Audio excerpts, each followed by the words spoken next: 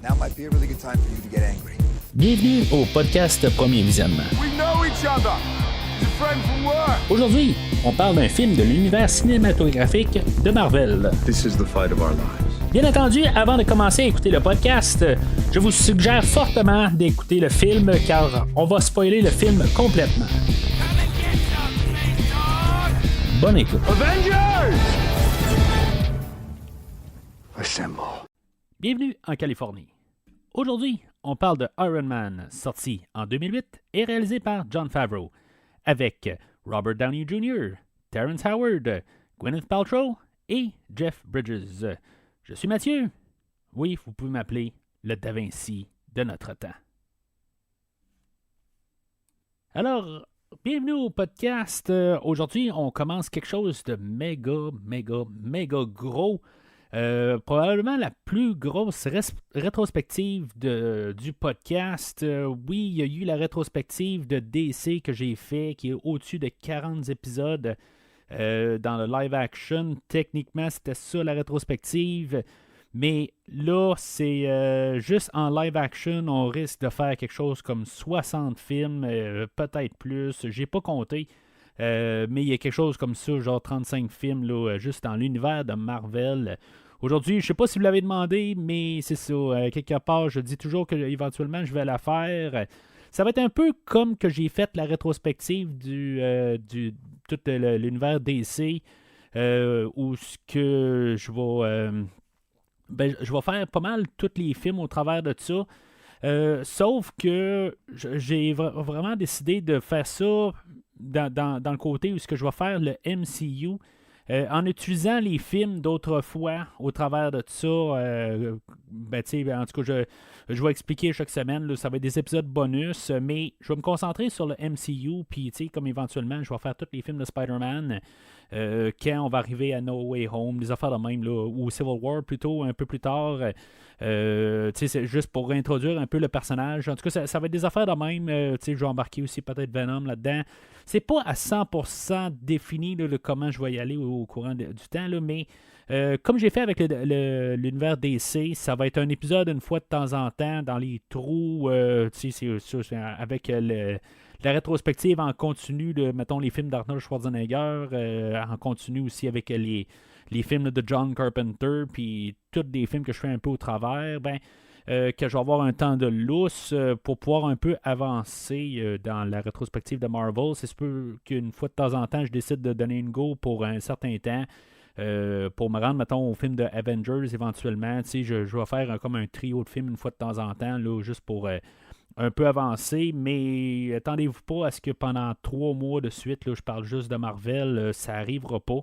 Mais ça peut arriver pour peut-être un mois et demi, quelque chose de même. Là, peut-être tous les Spider-Man, mais peut-être tous les faire d'un coup. C'est pas la première fois que je vais dans l'univers Marvel, même si je me suis comme identifié comme un fan de DC avec le podcast en parlant de DC, puis en disant que je préfère largement un peu d'un côté l'univers DC, la mentalité DC.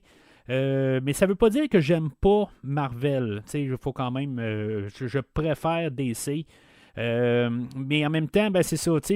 Ça veut pas dire que je vais arriver puis regarder de haut Marvel là, dans toute la rétrospective. Je veux dire, en bout de ligne, j'aime beaucoup les films là, de X-Men que j'ai couverts au podcast. Puis c'est ça, à quelque part, moi, c'est le produit fini. Là, oui, à quelque part, je suis identifié à DC.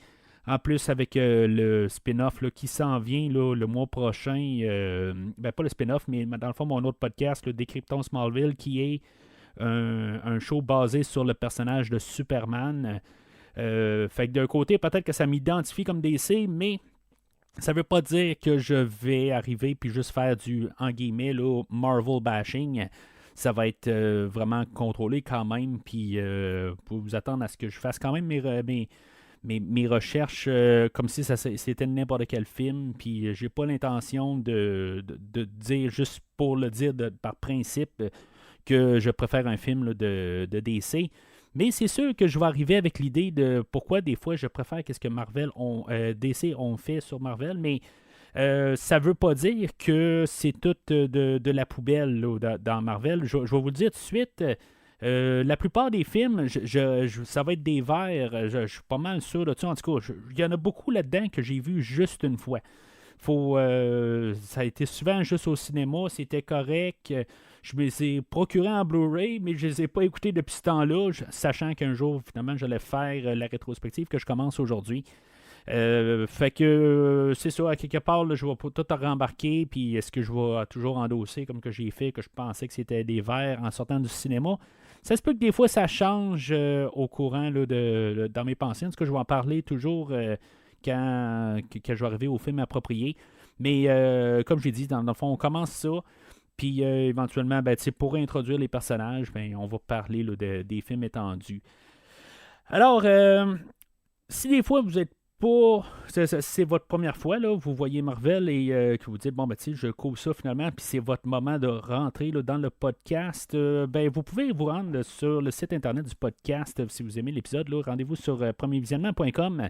Vous allez trouver des liens directs là, pour tout ce qui a été fait avec le podcast. C'est sûr que vous pouvez suivre le podcast sur une plateforme Spotify, Google Podcast, en tout cas, je ne sais plus les noms qu'ils utilisent. Là, ça change une fois de temps en temps, puis je ne garde pas ça à jour. Mais tu sais, iTunes, ça s'appelle plus iTunes, mais en tout cas, vous comprenez ce que je veux dire. Toutes les plateformes, la plupart de tout ça, le podcast est disponible dessus. C'est juste que sur le site internet, ça catégorise tout ce qui a été fait au podcast, qui vous aiderait pas mal à télécharger directement, puis au pire, au moins retrouver là, qu'est-ce qui a été fait, puis après ça, vous avez juste cherché dans le feed. Souvent, tout est un peu regroupé là, en fait là, de timeline, là, quelque part. Là, vous pouvez un peu déduire, j'imagine.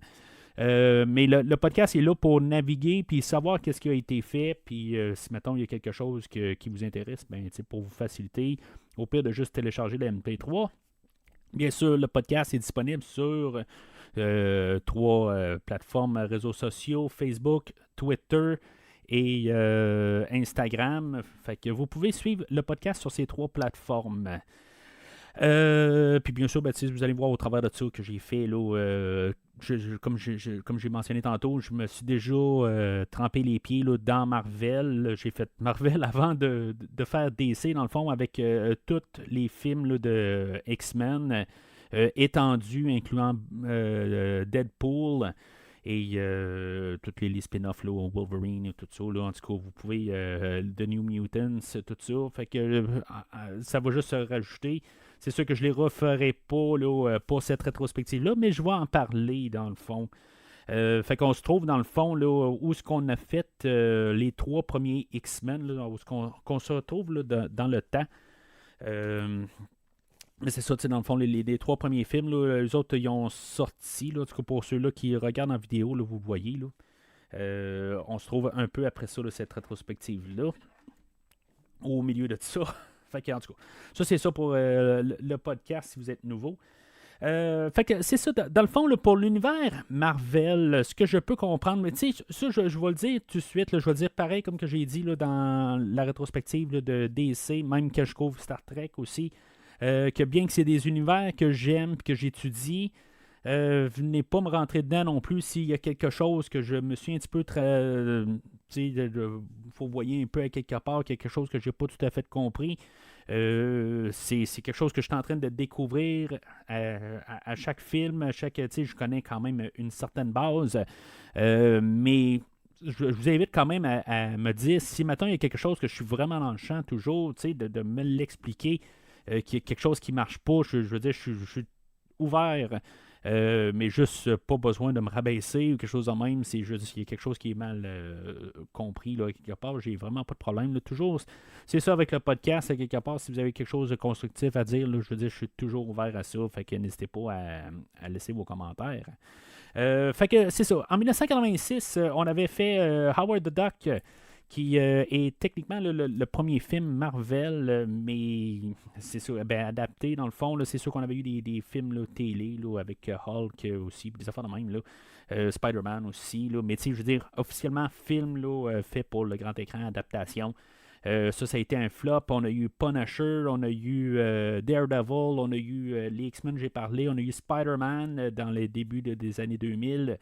On avait. En tout cas, ça c'est tout pour Marvel. Il y a eu quelques autres adaptations. On a eu Captain America. En tout cas, on a eu plein d'affaires. Puis, dans le fond, avec plus ou moins de succès. On a eu Blade, qui a eu une trilogie qui a été un des premiers succès, là, dans le fond, sous la bannière Marvel, qui vient de l'univers Marvel. Mais tu sais, je veux dire, ça a été vraiment là, des hauts et des bas, dans le fond, là, pour cet univers-là. J'en ai parlé pour DC aussi, là, il y a des hauts et des bas, surtout là, dans les années 90, où on a eu des Jonah Hex. Non, je pense que Jonah Hex, ça allait être en 2011, si je me rappelle bien. Mais, tu sais, on a un temps mort, tu sais, je pense que dans ces temps-là, là, dans les 90, on avait Steel, des affaires de même, là, où c'était vraiment haut et bas, là. Des fois, ça marchait pas, puis... dans le fond, c'était le genre de super-héros aussi. Là. On avait beaucoup d'adaptations. C'était pas juste que Marvel et DC. Là. On a eu plusieurs films qui sont sortis. The Phantom, The Shadow, toutes sortes de films là, dans le fond, il y avait comme une explosion de films de super-héros, mais à quelque part, rien qui collait. Là. Fait que c'était un peu l'air de ça. Éventuellement, ben, c'est ça. On a eu Spider-Man là, qui est par Sony et X-Men là, qui ont comme un peu redirigé un peu le genre de super-héros. Puis que, à quelque part, ben, qui redonnait quand même un peu des jambes à ce style-là. Bien sûr, en 2005, le compétiteur DC, on avait le film là, de Batman Begins. Qui montrait quand même qu'il y avait peut-être un certain intérêt aussi, là, que ça pouvait quand même marcher là, si mettons on avait la bonne approche. C'est sûr que bon, le film Iron Man n'est pas tout à fait un film comme. Même si le personnage de Tony Stark est quand même un genre de clone peut-être là, de Bruce Wayne, là, ben, on a quand même quelque chose là, de totalement différent, là, surtout dans le ton du film. Bien sûr, tout commence à quelque part là, à partir là, de Superman 1978. Où ce que on avait quand même comme le prototype là, de film de super-héros, mais c'est ça, le rendu là, 30 ans plus tard, ben on va revenir peut-être un peu à la source de qu'est-ce qu'on avait fait là, avec Superman, là. C'est sûr que c'est DC, mais il y a quand même assez là, de rapprochement en fait ton. Mais c'est ça, c'est là qu'on est rendu. Là. Dans le fond, on est dans la même année là, qu'on allait sortir un autre classique, puis que je veux dire, qu'il va se passer n'importe quoi dans toute la rétrospective. Puis je veux pas que ça soit dire ça tout de suite négativement en partant, mais le film de The Dark Knight là, qui est sorti la même année va rester, tant qu'à moi, peut-être le plus grand film de super-héros qui existe. Fait que ça montre quand même qu'en 2008, là, ben, on était prêt là, à peut-être faire face à DC, qu'ils étaient capables de faire quelque chose, puis dans le fond, partir leur univers. Dans le fond, le film de Iron Man, en début, là, les années 90, on avait New Line qui était mêlé avec ça. Il y a un bout où il y avait même Tom Cruise qui devait produire et être le Iron Man, dans le fond. On a eu plusieurs acteurs au travers de tout ça. Il y a un bout où on allait avoir l'acteur Sam Rockwell, mais éventuellement, ben, on est arrivé là, à Robert Downey Jr. pour faire le personnage. Dans tout ça, ben c'est ça. Il y a un temps où Marvel a dû vendre toutes ses propriétés. C'est pour ça que on a les X-Men qui appartenaient à Fox. Il y a toutes les propriétés étaient parties un peu partout. C'était leur manière. Éventuellement, Marvel ont demandé un prêt là, de 525 millions pour pouvoir commencer leur propre compagnie là, de production. Puis, à quelque part, ben, ils ont mis en gage le personnage de Iron Man, que, dans le fond, si, mettons, le film était un flop, puis que, dans le fond, pour rembourser, ben, il allait redonner à la banque le personnage de Iron Man, peut-être d'autres aussi au travers de ça, mais le personnage d'Iron Man allait partir, là, dans le fond, si, mettons, le film était un flop à quelque part. Iron Man, pourquoi qu'on a choisi que ce soit le premier film là, du MCU? C'est parce que c'était un film un personnage qui était quand même assez majeur. C'était, je pense, le seul personnage qui n'avait pas été élaboré là, qui faisait partie des Avengers, qui est dans le fond le seul personnage majeur de l'univers Marvel qui avait absolument rien là, dans le fond, là, qu'on ne l'avait pas apporté à l'écran. On avait Nick Fury qui avait déjà été apporté. Il y avait Thor, à quelque part, j'imagine qu'il avait déjà été apporté. Là, ça me dit rien vite de même. Là, mais Captain America aussi. Pas mal tout le monde avait déjà eu une version, là, quoique Nick Fury, même s'il avait déjà été apporté, là, je le connaissais pas avant le film d'aujourd'hui. Mais ça, c'est peut-être moins, là, tout simplement. Là, je veux pas le prendre là, que c'est la générale. L'univers Marvel qui a été... on va retourner un peu au début, aux sources, juste pour un peu vous donner... Excusez, aujourd'hui, je vois quand même un peu l'introduction là, dans Marvel au complet. J'y vais vraiment là, dans tout ce que j'ai lu. J'ai lu quand même beaucoup, là, vraiment pour préparer avec le podcast. Ça se peut que ce soit un petit peu plus élargi comme podcast aujourd'hui, mais il y a beaucoup d'informations que je vais essayer de passer.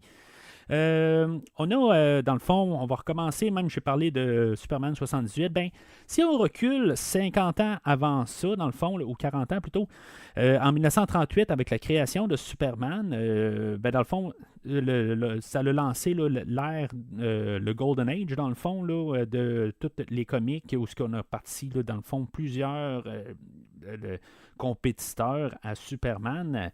Dans tout ça, en 1939, on avait une petite compagnie là, qui ne s'appelait pas Marvel à l'époque, qui s'appelait Timely Comics, qui a fait compétiteur à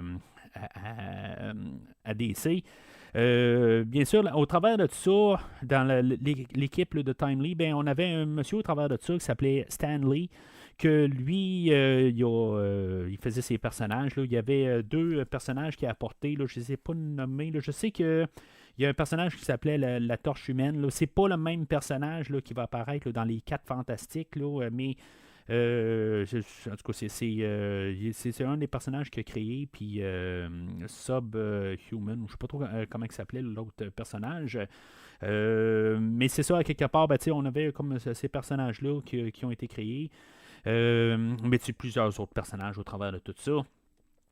Ça a été jusqu'à dans les années 60 où finalement, on a changé de nom là, dans les années 50. On est devenu Atlas. Puis après ça, dans les années 60, on est devenu Marvel. Puis c'est là qu'on a créé aussi là, Thor, on a créé Hulk, on a créé, dans le fond, pas mal tous les personnages là, qui vont être reconnus là, dans tout le MCU. C'est pas mal là, dans ce temps-là qui ont été créés. Spider-Man, bien sûr Iron Man au travers de ça. C'est comme un peu là, dans toute cette ère-là, là, dans les 70-80, où ce que DC a un peu pris le bord, puis on a apporté, là, c'était les nouveaux personnages, là, le Marvel qui a pris le dessus. Puis après ça, c'est ça, on a une compétition là, féroce entre les deux publieurs là, de comics. Puis c'est ça, finalement, ça nous arrive là, où ce que Marvel a finalement décidé éventuellement là, d'essayer de faire des films là, en vendant le propriété, puis tout ça, puis éventuellement, ça nous amène là, à l'histoire que j'ai contée tantôt là, pour le point de vue des films.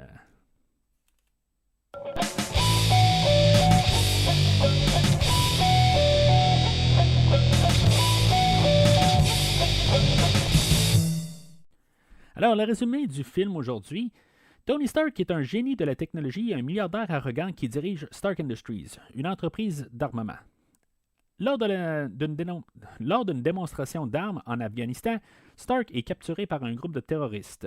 Pendant sa captivité, il est gravement blessé par une explosion et des éclats d'obus se logent près de son cœur. Forcé de construire une arme destructrice pour les terroristes, Stark utilise son génie pour fabriquer une armure blindée secrète équipée d'une source d'énergie avancée appelée l'arc réacteur.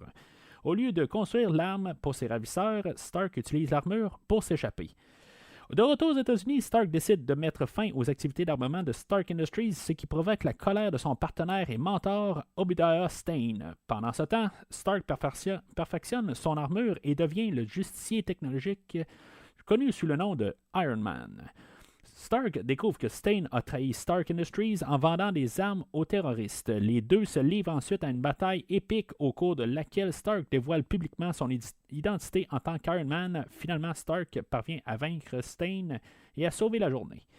Le film se termine sur une scène post-générique où le directeur de S.H.I.E.L.D., Nick Fury, interprété par Samuel L. Jackson, informe Stark de l'existence d'une équipe de super-héros, les Avengers, et lui propose de rejoindre leur rang. Alors, le film, c'est quand même assez basique, dans le fond. Là. On va essayer de dire toute l'histoire d'Iron Man, là, dans le fond, toute sa création, dans le fond, son histoire d'origine. Ce qu'on est rendu comme un peu, peut-être blasé là, de voir. Là, même à l'époque, on avait eu Batman, comme j'ai parlé, mais même avec Spider-Man. On était comme sur le point encore de le rebooter aussi là, avec Amazing Spider-Man. On avait l'introduction des X-Men. On avait eu déjà quand même pas mal. Là, c'était la formule un peu. Mais c'est ça, dans le fond, c'est quelque chose aussi qu'on ne peut pas arriver non plus là, de n'importe où. Puis il faut quand même comprendre un peu le personnage. Ça va être plus un peu une question là, de comment qu'on l'apporte. Je pense qu'un peu l'idée dans le film, dans le fond, c'est de démontrer peut-être aussi, là, il n'y a pas vraiment d'idée profonde. Ça va être quelque chose peut-être qui va approcher beaucoup là, dans cette rétrospective-là, que souvent, c'est un peu là, des avatars typiques, quelque part, puis je veux dire, qu'ils veulent faire un peu le bien pour une raison quelconque. Ça va peut-être être un petit peu évolué, là, tout ça, puis ça part un peu, là, puis je dis pas ça, là, en fait, là, juste en regardant là, le matériel là, de haut, là, c'est vraiment pas ce que je veux dire, mais c'est dans le genre que le personnage, dans le fond, on va y trouver une manière là, de juste d'embarquer dans l'histoire. Puis là, c'est ça. Dans le fond, là, c'est ce qui est important avec le personnage là, de Tony Stark, c'est le côté de montrer quand même que le personnage est quand même âgé. Il est quand même un peu là, âgé. Peut-être là, mi-trentaine. Et que éventuellement, même s'il part dans une direction, qu'il y a comme un peu là, il se rend compte dans le fond de qu'est-ce qu'il a apporté là, dans toute sa vie avant, là, puis dans le fond son héritage même, qui n'est pas nécessairement qu'est-ce qui a été appris à comprendre là, toute sa vie. Là. Dans le fond, lui, dans sa tête, il y a c'est bon l'armement quelque part pour pouvoir se défendre puis pouvoir contre l'ennemi. Mais finalement, il y a la réalisation à quelque part que finalement, même si elle s'est apportée pour se défendre ou vaincre l'ennemi, peu importe, que ça peut être utilisé contre eux-mêmes, là, dans le fond. Puis c'est un peu cette réalisation-là qui va faire, qui va avoir un changement de mentalité. Est-ce que Iron Man est nécessairement quelque chose de bien différent que de construire une arme pour se défendre ou quelque chose de même? C'est une soute, mais à quelque part, en tout cas, c'est un petit peu paradoxal comme pensée quand on regarde ça. Parce qu'en bout de ligne, Iron Man est rempli d'armement, puis même, qu'est-ce que Stain va dire à la toute fin? Qu'en bout de ligne, lui-même va le dire que c'est ironique que l'autre côté, il est là pour arrêter de faire l'armement, mais pourtant, il va avoir fait peut-être la meilleure arme. Là. Fait que, il faut comme un peu... on parle un peu là, des deux bords de notre bouche, peut-être, là.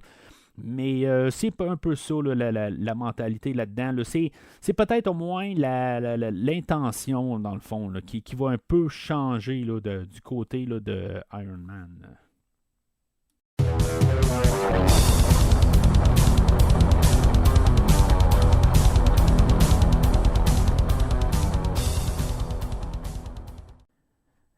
Alors, moi, le film d'aujourd'hui, je l'ai vu, je pense, en DVD là, à l'époque. Je l'ai manqué au cinéma. En tout cas, de mémoire, il me semble que je ne suis pas allé voir ce film-là. Puis, ça qui est sorti un peu là, dans le temps là, de la naissance là, de ma fille. Fait que, c'est sûr qu'il y a des films. Je pense que j'avais vu là, The Dark Knight, mais des fois, il fallait plus faire des choix. Là, on ne pouvait pas sortir à toutes les semaines. Là, c'était plus compliqué, mettons.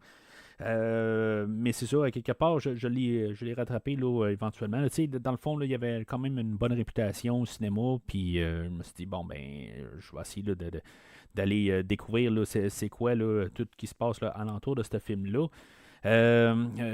Puis c'est ça, fait que dans le fond, là, moi, j'aurais écouté une couple de fois là, depuis le temps, là, éventuellement, là, après l'avoir loué, ben, je me l'ai procuré en Blu-ray, puis je pense que je l'ai écouté une fois ou deux.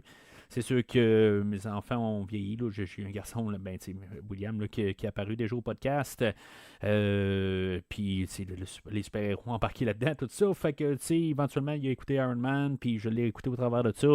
Peut-être une fois ou deux là, depuis ce temps-là. Là. C'est peut-être quelque chose comme ma 5-6e fois là, à l'écouter là, pour le podcast. Mais ça va être un des seuls films là, de tout ça, à quelque part, que j'ai écouté là, le plus souvent. Là. Sinon, je pense que c'est le film que j'ai peut-être vu le plus souvent dans tout le MCU. Là. Mais c'est comme ça que je rentre.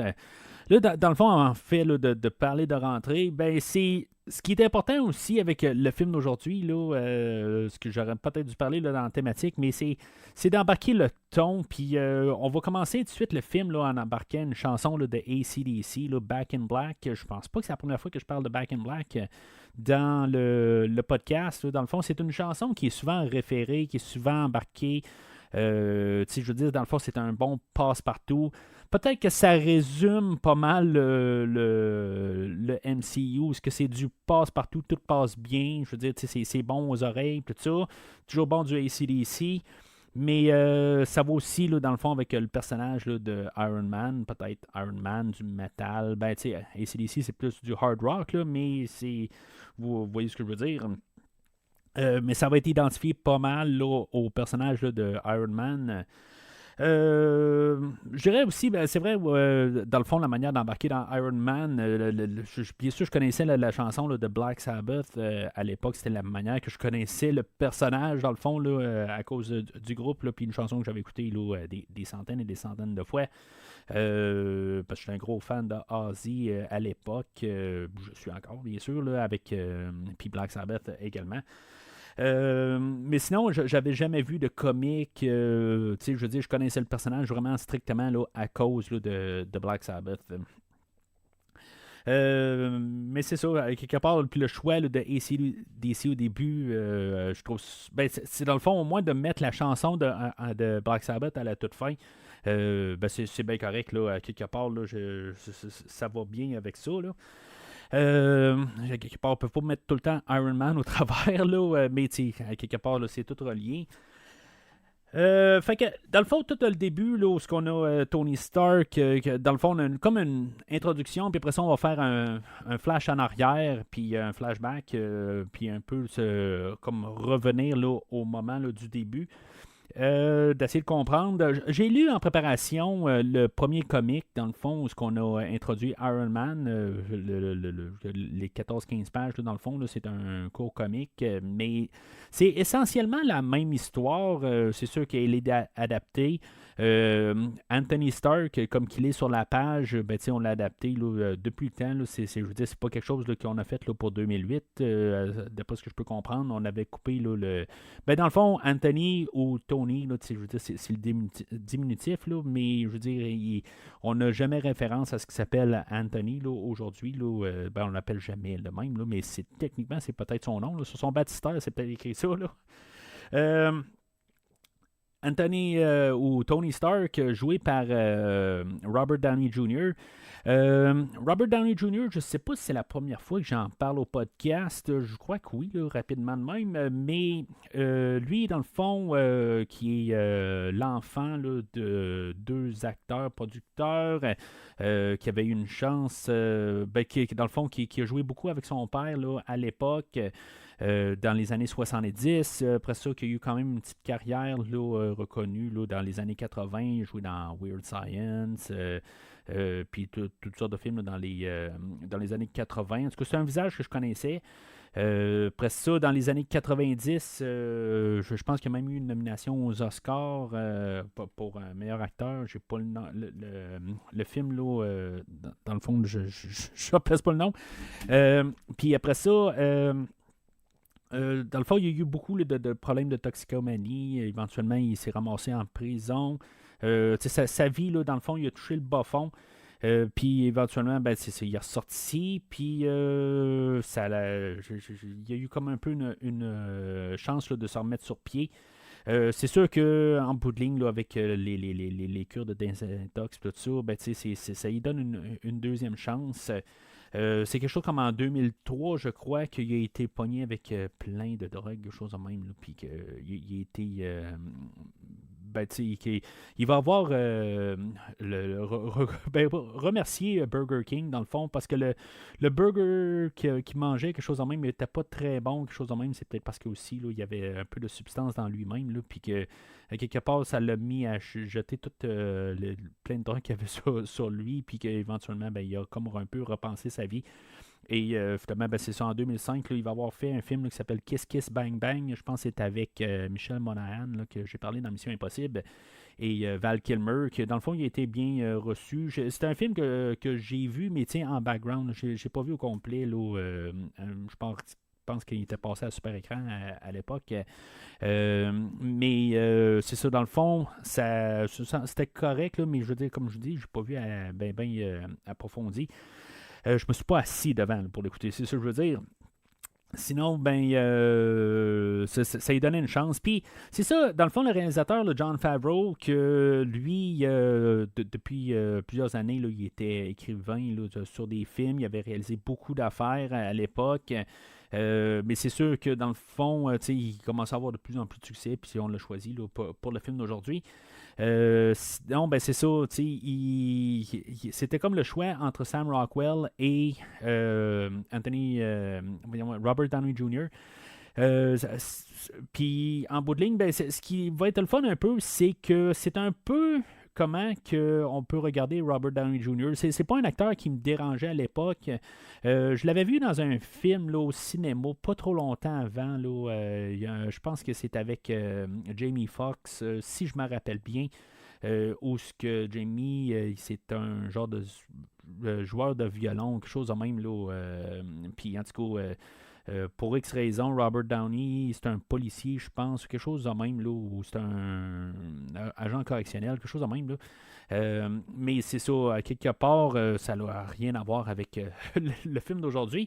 Mais pour la vie personnelle de Robert Downey Jr., le film aujourd'hui, d'avoir un acteur que, tu sais, on a vu les hauts et les bas, qu'on connaissait un peu là, par connaissance, là, qu'on avait vu un peu partout, et que finalement, est-ce qu'on va l'acheter ou pas, puis qu'on se dit, bon, ben en plus que la manière qu'on va l'introduire, que quand on va dans le flashback, là, où ce qu'on voit que il n'y a comme pas vraiment là, de moralité envers le genre féminin. Il va coucher avec une reporter, puis dans le fond, là, il y en a pas mal rien à foutre de elle.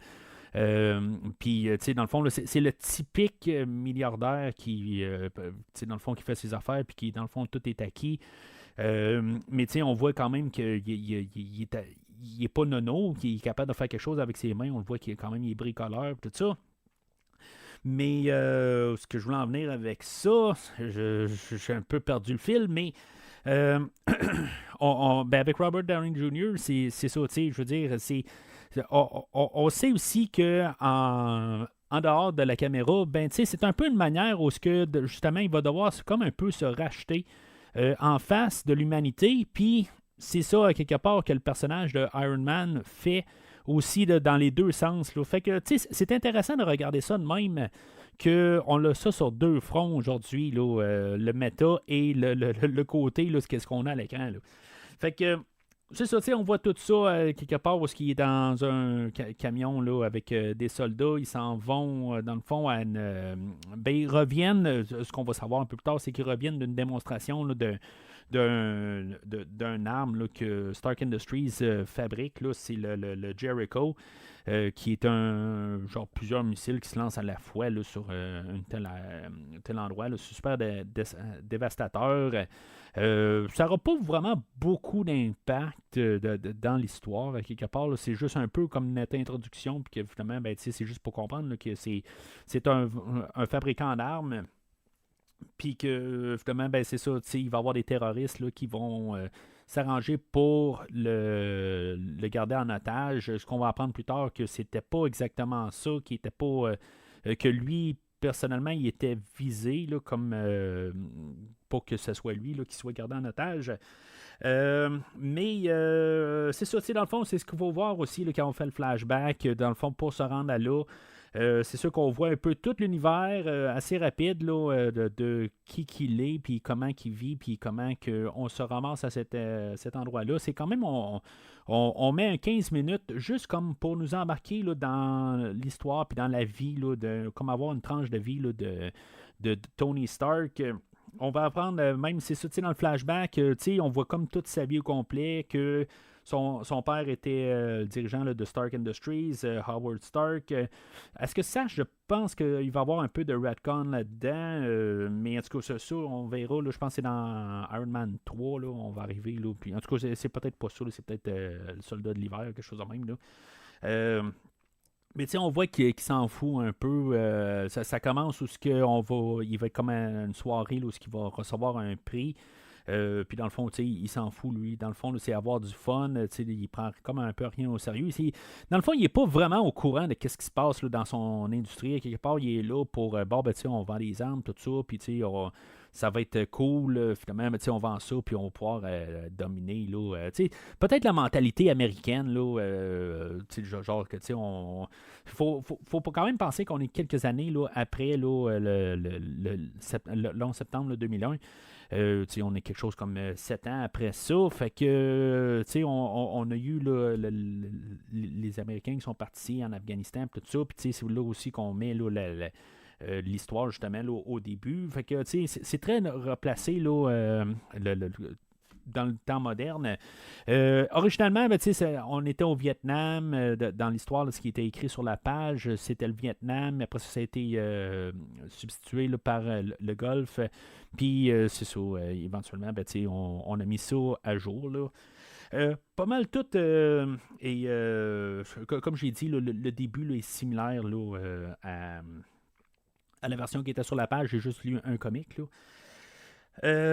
Puis c'est ça, dans le fond, là, juste pour terminer là, avec l'introduction du personnage, c'est ça, je veux dire, il croit fermement là, en sa compagnie, dans le fond, là, qui font ça pour le bien, puis que, à cause de l'armement, là, il y a des bonnes choses là, qui sont sorties de ça, qui va, dans le fond, là, éventuellement, là, s'avérer être peut-être un... pas l'inverse, là, c'est sûr qu'il y a des bonnes choses qui arrivent, mais de l'autre côté aussi, là, c'est une question de point de vue.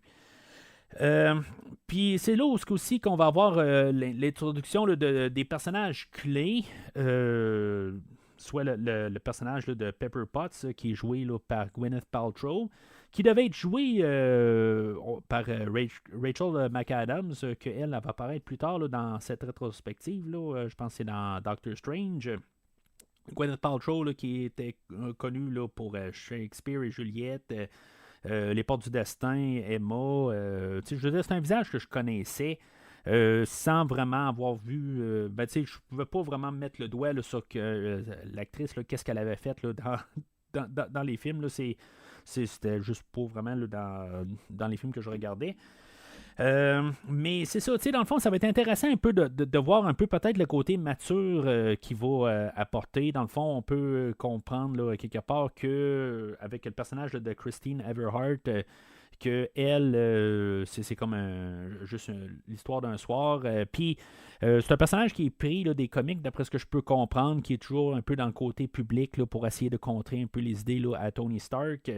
Mais qu'en bout de ligne, c'est ça. Dans le fond, c'est comme un peu la femme qu'on veut peut-être qui dans le fond, là, qui est finalement qui reste avec là, à la toute fin. Mais c'est ça, à quelque part, ils sont pas compatibles. C'est ça qu'ils veulent quand même démontrer là, avec l'histoire, qu'il n'y a rien qui se passe vraiment entre ces deux personnages-là. Mais c'est ça, en tout cas, je trouve que cette idée-là est quand même assez intéressante. Sinon, on a comme le meilleur ami là, de Tony Stark, c'est un dirigeant, c'est un capitaine, je pense, le capitaine Rhodes, qui est joué là, par Terrence Howard, que lui, dans le fond, il est était engagé là, pour, sachant là, que ça allait être le personnage là, de War Machine, mais qui va vraiment juste être dans le film uniquement aujourd'hui. Lui était reconnu là, pour le film Crash, Hustle and Flow, puis Quatre Frères. Dans le fond, là, c'était peut-être l'acteur, mis à part Jeff Bridges, peut-être qui avait peut-être un meilleur salaire là, que Robert Downey Jr.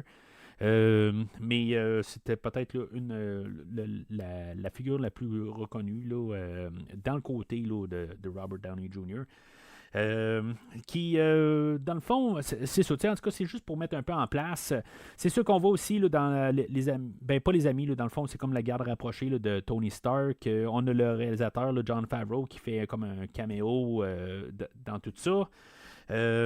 Puis c'est ça, dans le fond, c'est comme pour tous nous embarquer là, dans cet univers-là, comprendre que même si c'est un playboy, c'est quelqu'un qui se fout un peu de tout, mais il a un talent fou, qu'il est capable de construire n'importe quoi, que il y a quelque chose dans la tête, mais c'est un esprit libre, il n'y a comme pas de conséquences dans sa tête, lui il fait ses affaires, puis c'est à veille de tout changer, là. Alors, Tony Stark, c'est ça, il se fait capturer, puis dans le fond, il se fait demander là, de créer là, l'arme de Jericho, là, dans le fond, les missiles. Là. Qu'est-ce qu'il a mis, dans le fond, en la démonstration? Puis, dans le fond, on voit comme un peu là, des têtes de terroristes. Là. On a le personnage de Raza là, qui est joué là, par Farron Tahir. Je connaissais pas plus à l'époque. Puis, tu sais, honnêtement, si c'était pas de William avec qui j'écoutais le film là, pendant, dans le fond, dans mon écoute initiale, là, qui m'aurait pas pointé du doigt, qui m'aurait pas dit « Hey, c'est le gars de Star Trek 2009 », tu sais, que sinon, je m'en aurais pas rendu compte. Fait que dans le fond, c'est ma plug pour dire que je vais parler de lui là, dans je sais pas combien de temps, là, quand je vais être rendu là, à l'épisode là, 22 là, de cette rétrospective-là aussi. Là. Mais c'est ça, dans le fond, l'acteur, je l'avais pas vu là, dans quelque chose à l'époque. Là, même Star Trek, là, c'est 2009, là, c'est l'année suivante. Fait que, mais tu sais, honnêtement, c'est juste, je pense que là, tout d'un coup, je suis en train de refaire des liens. Pourquoi que je pensais avoir vu ce visage-là quand j'ai écouté le film de 2009? Mais bon, en tout cas. Puis il y en a un autre aussi, là, le personnage là, de Abu aussi. Là, dans le fond, c'est juste eux autres qui sont là, comme pour forcer là, la note là, pour que Tony, là, il leur crée là, leur bombe. C'est sûr que, tu sais, dans le fond, là, tout le comic que j'ai lu, c'est pas mal centré, puis c'est pas mal ça, là, ce qui se passe, là, je veux dire, c'est un peu recontextualisé, là, puis, tu sais, je veux dire, je pense que c'est un Wong Shu, quelque chose de même là, qui s'appelle, là, qui les enferme. Il y a le personnage là, de Yin Sen qui est là aussi, puis dans le fond aussi, il va se sacrifier là, pour que Iron Man puisse sortir de là. Je dis Iron Man, c'est toujours Tony Stark à cette époque-là, là, mais c'est toutes des affaires qui sont développées puis qui sont prises carrément là, de la bande dessinée originale là, je pense que c'était en 63. Puis c'est ça, à quelque part, c'est sûr que si on se met à penser un petit peu où ce que les terroristes, je veux dire, ils les laissent travailler tout seuls là, dans leur local, puis il y a un bout où ils vont même vouloir, là, ils vont dire que Yinsen est de trop. Puis que finalement Tony Stark va dire ben là j'ai besoin de lui, fait qu'il faut pas le tuer, c'est un bon assistant. Ça serait, je me dis, les terroristes, eux autres, en plus, ils ont des caméras dessus, mais ils ne le regardent pas. Ils ne regardent pas qu'est-ce qu'il fait. C'est sûr que peut-être qu'ils se disent, bon, ben c'est tout là, de l'informatique, c'est tout juste des transistors, des affaires de même, là, qui se disent, bon, ben, on voit absolument rien dans qu'est-ce qu'il fait que c'est tout de la programmation, fait que, il n'y a rien à voir. Sinon, ben, je veux dire, c'est pas les terroristes les plus allumés. Mais c'est ça, quelque part aussi, c'est pour l'histoire, puis nous rapporter là, à l'histoire originale pour en même temps. Ben, faut pas oublier, comme j'ai dit tantôt, c'est que c'est vraiment Marvel qui s'occupe du film. On n'a pas donné ça à quelqu'un d'autre. C'est eux autres qui veulent représenter leur image. puis que, dans le fond, sur la page, c'était écrit de même, puis c'est ça qu'on va essayer d'apporter. Pour essayer là, de rester là, le plus fidèle au personnage, c'est sûr qu'on l'adapte pour les temps, puis on l'adapte au médium. C'est que je dis c'est un film, c'est pas un comique, mais que on va rester là, le plus fidèle. Mais c'est ça, il ne faut pas vraiment se poser des questions. C'est comme ça fait. On peut comprendre que ça fait peut-être 2-3 jours qu'ils sont ensemble. Puis que ça va être là où que Tony va arriver puis va lui demander t'as peut-être un nom, toi, puis au lieu de dire hey, toi, viens ici, ou des affaires de même, finalement, l'autre, il va lui dire là, qu'il s'appelle Jensen. Puis c'est ça, quelque part, je ne sais pas si Jensen, il y a plus loin que ça.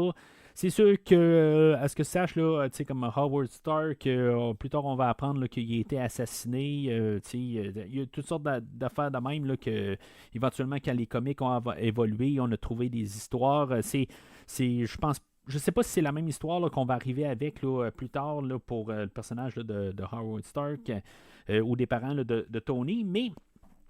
C'est ça, tu sais. Est-ce qu'il va y avoir une évolution aussi avec le personnage de Yinsen, des affaires de même, là? En tout cas, j'ai aucune idée à quelque part.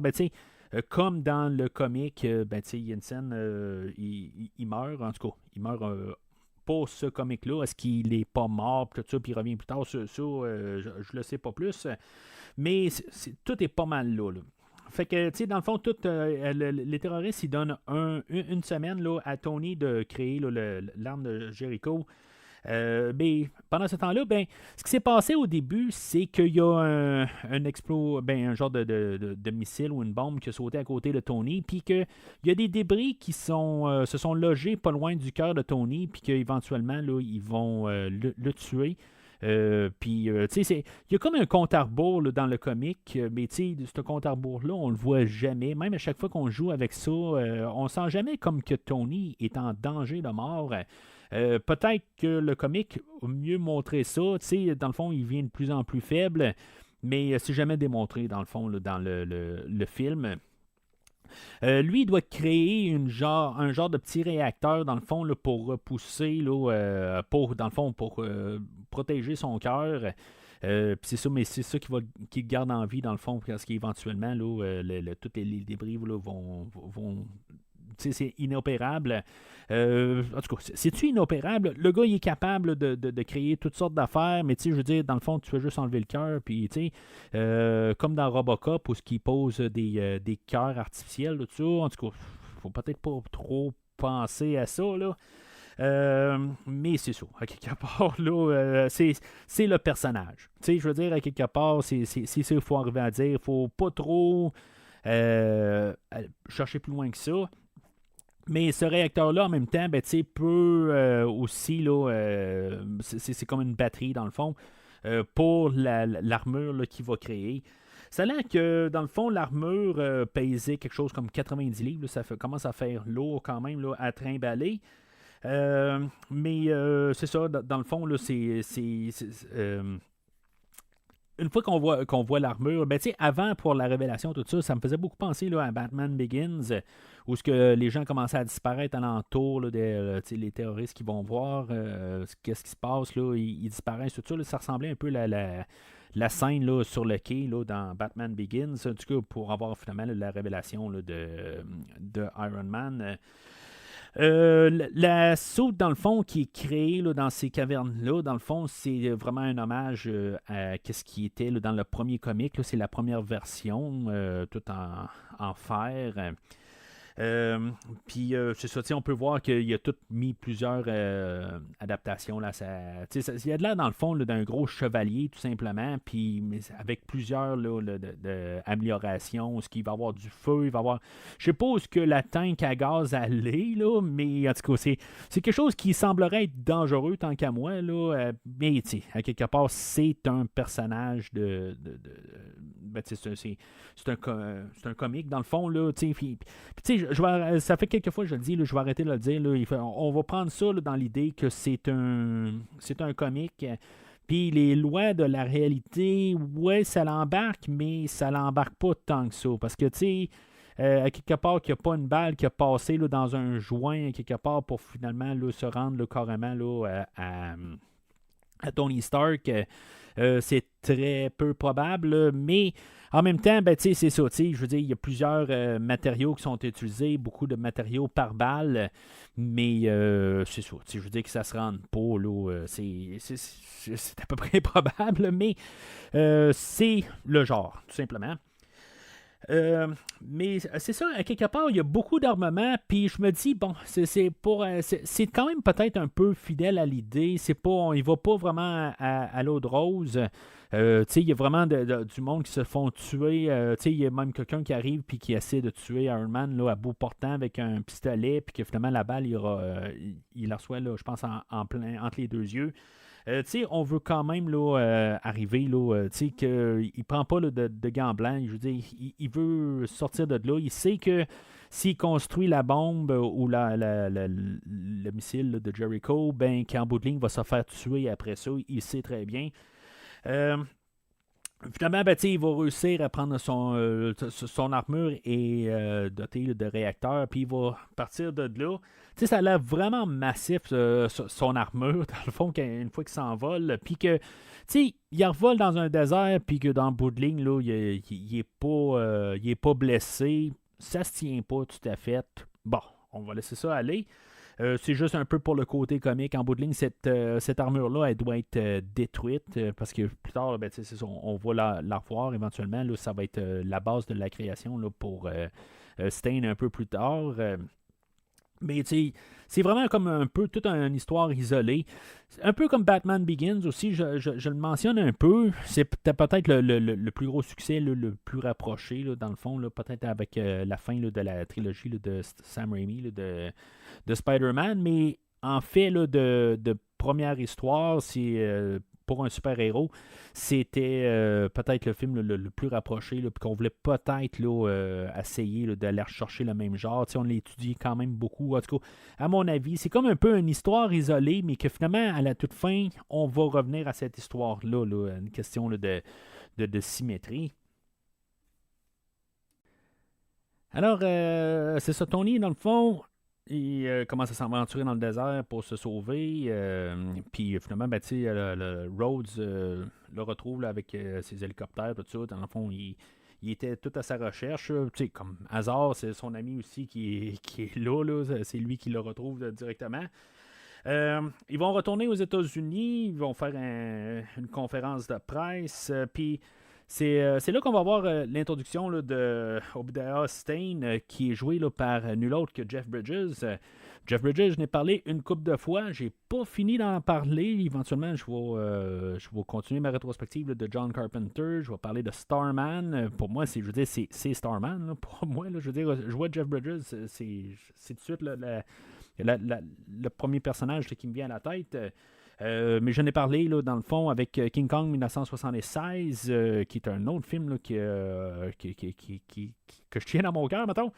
Et dernièrement, ben, j'ai parlé aussi là, de Hell or High Water que j'ai fait, là, je pense, il y a à peu près 2 mois. Puis aujourd'hui, ben, c'est ça. L'acteur avec ses hauts et ses bas qui a joué dans plusieurs classiques aussi, là, ou des films cultes, Tron, puis ceux-là que j'ai nommés, qui est souvent nominé aux Oscars. À cette époque-là, avait encore pas eu d'Oscar. Ça va aller quelques années encore plus tard, là, où il va jouer là, dans le film là, Crazy Heart. Mais c'est toujours, chaque fois que Jeff est là, moi je suis là, à quelque part. Ben, je suis là. Je veux dire, j'ai pas vu toute son œuvre. Il était peut-être plus reconnu là, pour le film The Big Lebowski, film que j'ai pas vu, mais je pense que c'est le film le plus reconnu là, de lui quand même. Quelque chose que je devrais mettre peut-être là, éventuellement peut-être couvrir ce film-là, ce serait quelque chose d'intéressant. Voir comment ce film-là a vieilli, mais dans le fond, comme une première écoute, là, on va arriver à quelque chose comme 25 ans après là, ce film-là, sinon 30. Mais c'est ça, à quelque part. C'est une bonne présence. Puis, ce qui est le fun, c'est que c'est un acteur que j'aime beaucoup comme premier adversaire principal dans cet univers-là. Fait que, tu sais, à quelque part, plus tard, on va avoir beaucoup de personnalités connues. Robert Redford, on va avoir Plein d'autres acteurs, là, on dirait que je nommerais Robert Redford, puis personne d'autre qui me vient en tête, mais je sais qu'on va avoir beaucoup d'acteurs par la suite qui pour essayer de toujours avoir quelque chose de plus reconnu, puis tu sais, va augmenter là, la game, mais je trouve ça le fun que, tu sais, rendu à aujourd'hui, il y a beaucoup d'acteurs qui arrivent pour se redonner un nouveau souffle, peut-être un peu comme que Tarantino va donner un nouveau souffle à beaucoup d'acteurs une fois qu'il va les caster là, dans leurs films, dans ses films, mais c'est le fun, dans le fond, que lui, il a pris le rôle. Il était pas trop sûr aussi, parce que le film n'avait pas été tout écrit. Là, je veux dire, il y a des fois là, beaucoup de choses vont avoir été là, adlibées en post-production. Il y a des scènes, d'après ce que je peux comprendre, on a filmé là, avec 2 caméras toutes les scènes pour des fois. Les acteurs peuvent parler ou pour avoir un peu un synchronisme avec les lèvres, mais en même temps, ils filment quelque chose d'autre qui vont marcher avec ce qu'il a à dire. Fait que des fois, on peut voir l'acteur commencer à dire quelque chose, mais qu'on vire à un autre plan, puis qui va bien avec ce qu'on a filmé, puis qu'il dit totalement quelque chose d'autre. Puis en tout cas, le film a été fait de même, parce que le scénario n'était pas fini. Mais c'est l'acteur Jeff Bridges n'est pas habitué à ça. Lui, il est habitué là, que ça soit tout coordonné puis qu'il sait qu'est-ce qu'il a à faire. Fait que lui, il s'est plus embarqué dans sa tête. Bon, c'est comme une genre de super méga production là, de secondaire. Puis, dans le fond, au début, c'est ça, il n'a pas aimé ça, mais une fois qu'il s'est embarqué ça là, dans la tête, il y a eu beaucoup plus de plaisir sur le plateau parce que c'est comme ça qu'il, à cause de changement de mentalité de son côté, puis il a compris un peu comment que ça l'embarquait. En tant que tel, je veux dire, je ne vais pas lui donner toutes des fleurs quelque part. Il y a des fois, il n'est pas trop sous-utilisé. Je pense que plus tard, ça va être un peu ma critique là, sur beaucoup là, de vilains. C'est un peu forcé la manière là, qu'on va arriver là, plus tard, quand on va arriver puis montrer qui est en arrière de tout ça. C'est peut-être un peu beaucoup. Je sais que dans le comic, c'était pas nécessairement là, c'était pas son mentor. Je veux dire, il y avait sa compagnie là, Stain Industries qui rivalisait avec Stark Industries. Mais tu sais, c'est correct d'un sens, mais l'autre côté, c'est apporté, mais est-ce que c'est trop? Il était déjà vilain depuis le début. Je suis pas sûr que je vais acheter tout ce qui va se passer là, avec ce personnage-là, mais je suis quand même content là, de voir Jeff Bridges, mais la tournure du personnage... je suis pas trop certain quelque part. Je pense qu'il aurait dû avoir peut-être un déclic au moment où ce qui change de mentalité, là, où ce que Stark arrive là, au point de presse, il dit que finalement on va arrêter de faire des armes puis on va se concentrer sur autre chose. Je pense qu'il aurait dû avoir vraiment un changement à partir de là. Mais c'est ça, en tout cas, c'est le fait là, d'apporter ce personnage-là. Au début, on voulait apporter là, le personnage là, du mandarin. Que finalement, je pense qu'on va voir dans le 3e film une version, je pense, pas très très fidèle au personnage. Mais c'est ce qu'on voulait faire dans le fond. Au début, on voulait peut-être l'apporter dans l'histoire aujourd'hui, apporter là, ce qui va devenir là, Stain, là, il va devenir le Ironmonger. On voulait rapporter ça à la fin de la trilogie, mais en tout cas, c'est ça. On voulait tout avoir quand même une évolution.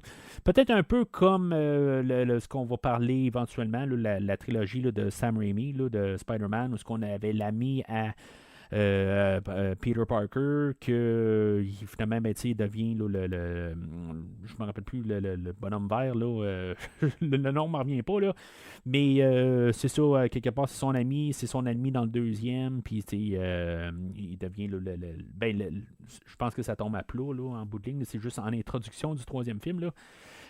Mais on voulait peut-être faire un peu là, similaire à ça avec le personnage là, de Ironmonger, mais finalement, c'est ça, on a décidé là, de tout compacter ça dans le film aujourd'hui. Fait que, dans le fond, dans toute sa réadaptation, dans son réévaluation là, de son industrie, il commence quand même, ironiquement, à travailler sur une arme ultime une nouvelle armure, dans le fond, secrètement dans son sol de maison.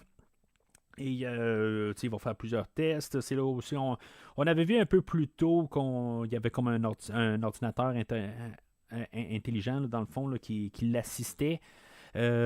Puis cet ordinateur-là s'appelle Jarvis. C'est un peu un clin d'œil. Puis c'est un choix qu'on avait fait. Je connais pas encore tous les comics là, de Iron Man, mais pour pas trop aller avec l'idée là, de Batman, où on avait Alfred, Tony Stark avait son Alfred à lui là, qui s'appelait Edwin Jarvis, qu'on a décidé là, qu'on l'enlevait pour pas faire directement un parallèle avec Batman, qu'on l'a embarqué en ordinateur, que là, supposément que Jarvis veut dire Just a rather very intelligent system. En tout cas, c'est vraiment un peu, ça fait un peu de sens, mais on force un peu là, le vocabulaire. Là. Je veux dire, c'est vraiment juste pour dire que c'est un ordinateur, là, un autre ordinateur, dans le fond, là, c'est ça, traduction libre.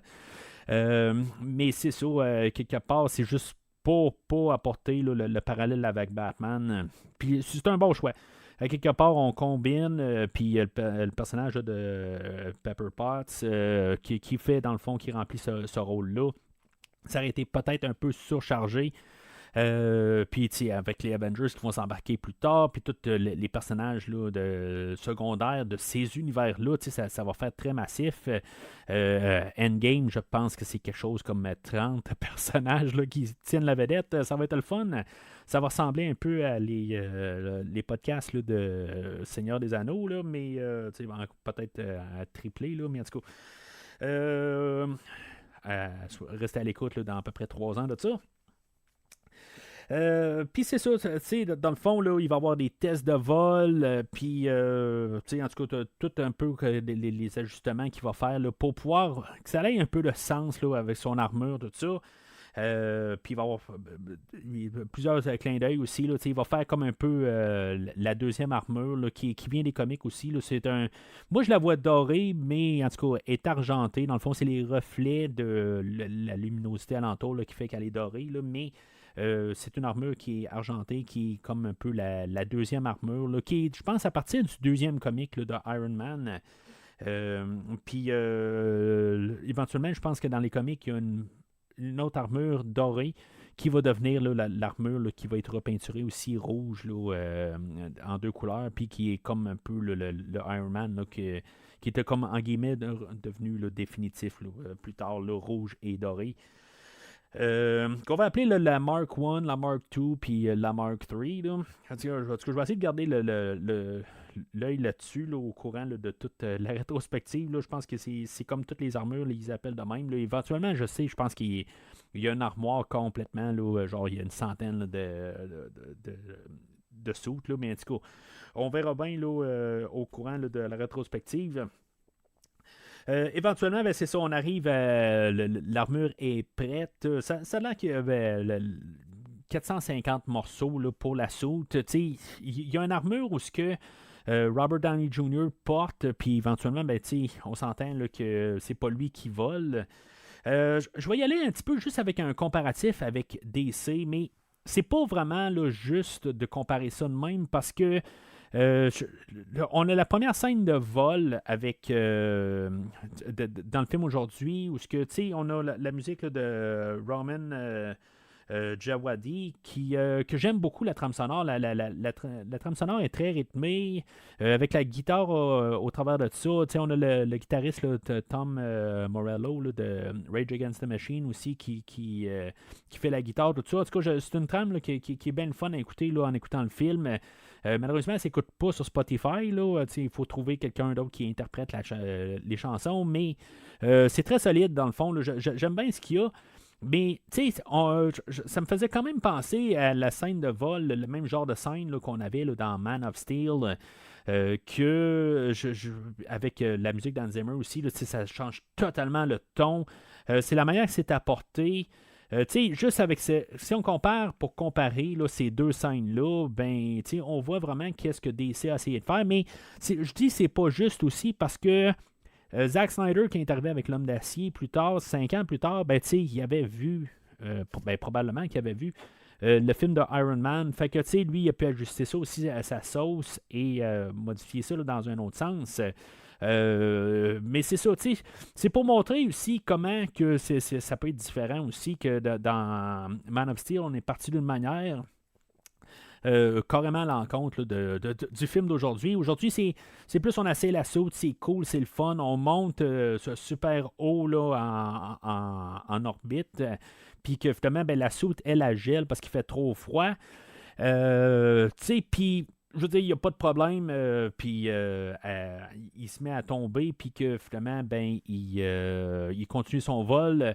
C'est tout cool, c'est tout le fun. Il n'y a comme pas de danger. C'est quelque chose qui clash vraiment là, comme quand on écoute DC. Je peux comprendre pourquoi que les gens, des fois, il y en a qui peuvent peut-être pas aimer l'univers DC parce que c'est totalement différent. Personnellement, j'aime mieux la scène, là, le premier vol à Superman, comparativement là, à ce qu'on a aujourd'hui.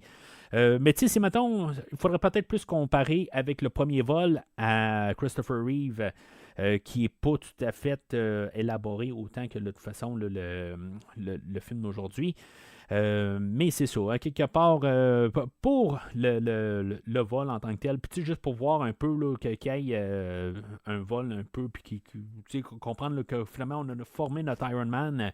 C'est le fun, mais c'est ça, je veux dire, il faut juste avoir un sentiment que c'est cool, son armure, puis tout ça, puis qu'il peut voler. Là, mais tu sais, c'est aussi, j'en ai parlé aussi avec la Matrice, c'est un peu la même affaire, notre personnage peut voler. Mais là, tu sais, je veux dire, dans cette forme-là, c'est cool, il peut voler. Il y a comme un peu des super habiletés. Fait qu'il revient. Dans tout ça, là, on a une soirée bénéfice là, pour le Stark Industries. Mais c'est ça, Tony, lui là, il sait pas ce qui se passe. Il s'en fout carrément de ce qui se passe dans son entreprise. Fait que finalement, ben, il se dit, bon, ben, tu sais, il y a une soirée bénéfice. Ben, ça me tente de savoir qu'est-ce qui se passe vraiment là, dans ma compagnie.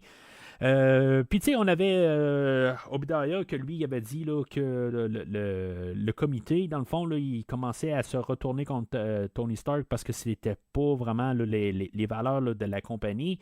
Puis finalement, ben, dans ces scènes-là, ben, on va comprendre que c'est pas mal Obadiah qui est contre lui. On commence à placer là, les jetons pour dire que bon, ben, c'est peut-être lui là, qui va se passer quelque chose à la toute fin. Mais c'est ça, je veux dire, on y va pas trop fort, là. Je veux dire, on peut comprendre qu'il y a un conflit là, entre les deux, puis que Obadiah, il est vraiment pas là, sur le côté à Tony Stark, mais c'est pas explicitement là, démontré, mais on peut commencer à se dire que parce que dans le fond, là, le journaliste du début, là, Christine Everhart, elle se repointe, puis elle dit, bon, ben, tu sais, regarde, c'est beau, tu parles un peu des deux bords de ta bouche, parce que là, tu veux dire que tu vas arrêter de faire de l'armement, mais là, on vient d'apprendre qu'il y a plein d'armes qui ont été vendues de Stark Industries, qui ont été revendues à des terroristes. Fait que, tu sais, dans le fond, ça marche pas ton affaire. Puis c'est ça, dans le fond, Tony va arriver et va dire, ben, tu sais, moi, je suis pas ma compagnie. Tu sais, je veux dire, si ma compagnie fait quelque chose, moi, je fais autre chose, mais je vais vérifier ça. Puis là, c'est là qu'on peut pas mal soupçonner là, qu'Obadiah est en arrière là, pas mal là, de contrebande ou dans le fond là, de jouer avec des terroristes, tout ça. Fait que tu sais, ça commence à se placer là, assez rapide. Là-dedans, ben, on a l'introduction aussi là, à l'agent Coulson là, qui va être un dirigeant là, de Shields, dans le fond, qu'à l'époque, là, dans le fond, c'est une organisation là, qui marche avec les Avengers. Je vais en parler probablement un peu plus tard là, dans la rétrospective. Là, mais on nous place ça un peu. Puis c'est ça, dans le fond, on va avoir comme j'ai dit, là, Iron Man là, qui va partir là, pour, dans le fond, là, savoir là, qu'est-ce qui se passe avec c'est quoi là, la question là, d'armement. On va se ramasser là, en Gulmara. Dans le fond, c'était le village, ce que je peux comprendre, là, de Yinsen au début, que dans le fond, les terroristes sont là et que qui font ce qu'ils font, là, dans le fond. Là. Puis c'est comme un peu notre première scène d'action, notre première grosse scène d'action. On avait eu un peu au début, on avait comme un avant-goût quand Tony est sorti avec la grosse armure au début. Mais que là, son armure est prête, on peut la voir en toute sa gloire, en rouge et en or. Puis c'est ça, là, dans le fond, là, après, je pense qu'on est à 1h15 du film. Puis tout voir un peu l'armement, là, tout high-tech là, de l'armure, il y a genre toutes sortes là, ben, tu sais, il réussit à tuer des terroristes qui tirent dessus, bien sûr, c'est en défense, là, on peut toujours dire ça. Il y a Rhodes et l'armée américaine ou la force d'armée américaine qui vont se demander c'est quoi cette chose-là. Dans le fond, ils pensent que c'est un genre de vaisseau. Ils ne pensent pas qu'il y a vraiment quelqu'un au travers de ça. Il y a tout le temps un peu des genres de petits moments humoristiques parce que Rhodes va appeler Tony Stark, puis il va dire bon, ben, tu sais, il y a quelque chose qui est là, puis là, tu sais, c'est bizarre un peu parce que tu m'as parlé là, ben, tu sais, je sens que ça a rapport avec toi, cette affaire-là, puis on voit que Tony Stark, il veut peut-être éviter le sujet, mais là, tu sais, quand on commence à y lancer des missiles après, tout ça, ben, tu sais, il se dit bon, ben, ok, c'est beau, je vais essayer là, de m'arranger pour les enlever là, un peu d'après moi, parce qu'éventuellement, quelqu'un va se blesser. Puis, tu sais, c'est un peu l'idée là, que ça y retombe un peu d'en face éventuellement. Ben, tu sais, ils pensent arriver là, puis tu sais, comme faire en guillemets là, la loi. Puis finalement, ben, tu sais, c'est là, tout d'un coup, là, les forces d'armée ils se disent, ben là, tu sais, c'est pas nous autres qui avons envoyé ça. Puis là, ben, tu sais, c'est quoi ça? Tu sais, en tout cas, ça brasse un peu à ce niveau-là. Mais c'est ça. Fait qu'à quelque part, il y a quelqu'un qui est là-dedans, là, il y a un des deux avions là, qui se fait détruire là, accidentellement là, par Iron Man. Iron Man doit, par bonne conscience, là, sauver le pilote parce que lui, son parachute ne peut pas ouvrir. C'est une manière assez rapide là, de montrer là, qu'il est là pour le bon côté. Mais c'est ça. Je veux dire. Il doit savoir quand même que tu fais pas ça, puis quelque part, ben, ça peut créer là, une plus grosse guerre là, facilement de même. Là.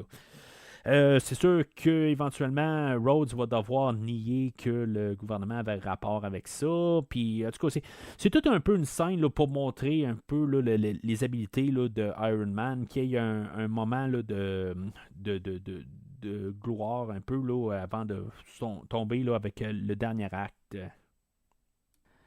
Alors, on arrive pas mal au dernier acte où finalement, ben, on sait qu'est-ce qu'il a été pas mal. On pouvait se douter là, pas mal pendant tout le film.